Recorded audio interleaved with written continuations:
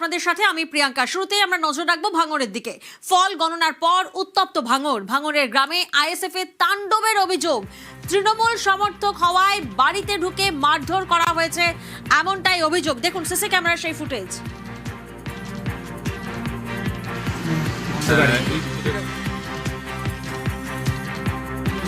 এই যে সোফিয়ারে বড় ছেলে ঢুকেছে, 80 গপ্পারের ছেলে ঢুকতেছে, 80টাই ঢুকতেছে, এই আজকে ঢুকতেছে।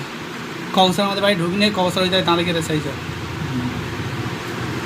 যে আজকে রাজা ঢুকতেছে, এর ছেলে ক্যামেরা ভেঙেতেছে।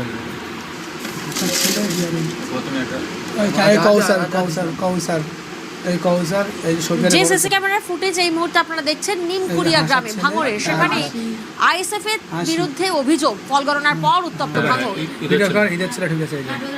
কল্যাণ প্রতিনিধি আমাদের সঙ্গে রয়েছেন। কল্যাণ, ঠিক কি ঘটনা ঘটেছে, কাদের বিরুদ্ধে মূলত এই অভিযোগ?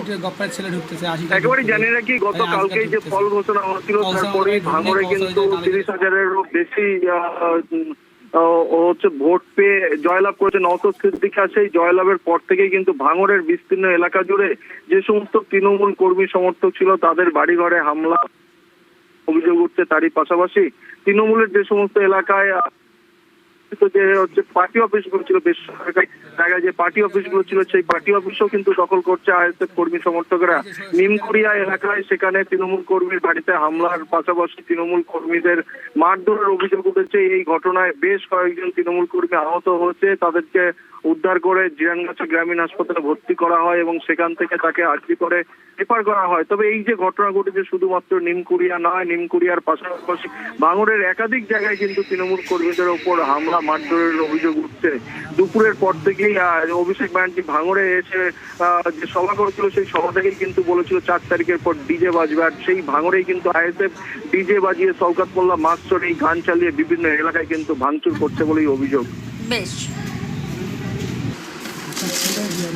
বুথের সভাপতি আইএসএফ এর, ওরা জিতে যাওয়ার পর কাল থেকে এলাকায় উত্তেজিত করছে। আজকে মাঠে যাচ্ছিলাম, মাঠে যাবো বলে সবাই বার হয়েছি, ওরা আমাদের বাড়িতে ঢুকে আমাদের মহিলাদের থেকে শুরু করে সবাই মেরেছে। আমার বড় দাদার বন্দুকের বাঁট দিয়ে মেরেছে, আমার হাতে ভোঁজালি দিয়ে কোপ মেরেছে। আর আমার আব্বার অবস্থা খুব খারাপ, আরজি কলেজে রেফার করেছে। এটা আইএসএফ এর বুথ সভাপতি ফারুকের নেতৃত্বে হয়েছে, এটা আরও অনেক ছিল। আমরা বিরোধী দল করেছিলাম টিএমসি, ওই জন্য আমাদের মেরেছে।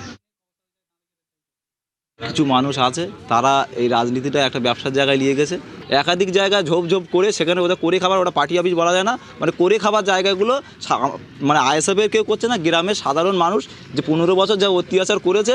আমাদের এর আগে বিধায়ক ছিল, বিধায়ক থাকা অবস্থায় যে পরিকল্পনা চক্রান্ত চালিয়েছে, গ্রামের সাধারণ মানুষ তার প্রতি উত্তর দিচ্ছে।